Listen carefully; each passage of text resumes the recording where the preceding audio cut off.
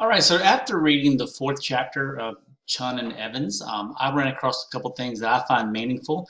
I've started picking up on the trend that the community college HR department is very understaffed, and there's a lot of things that HR should be able to do that they can't do because there aren't enough of them.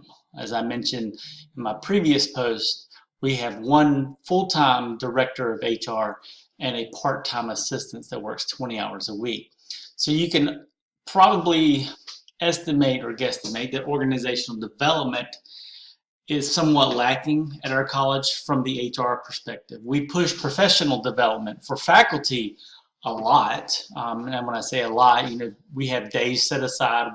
I continuously encourage it, and the way the organization has fallen into bringing in those not in faculty is including the staff members at our institution other than faculty and part of our professional development sessions. So we're kind of making something fit that probably shouldn't fit.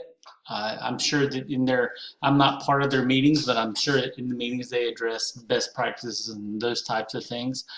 But how that's kept tracked, I don't know. We do annual evaluations across the campus that we hand into HR, and HR basically acts as a person who files away and makes sure that everybody's turned one in.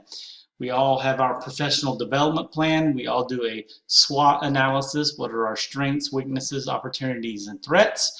And again, it's one of those kind of you check it off and you turn it in, and then HR just checks off that you've done it. And so I think our organizational development is lacking at the community college that I'm at. I know, again, the HR, it's not that they don't want to do it. They just don't have the staff. They're too busy checking off, making sure everybody's done these things instead of actually having the ability to act as leaders in doing those things.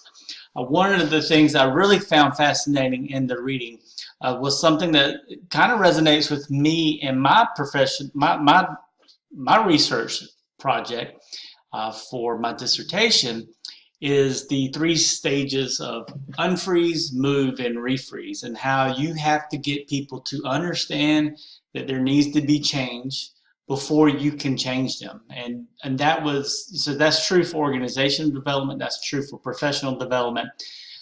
And very often we just try to move people without unfreezing people. And what happens is they never refreeze. They don't understand why that move was necessary because it gets forced so quickly.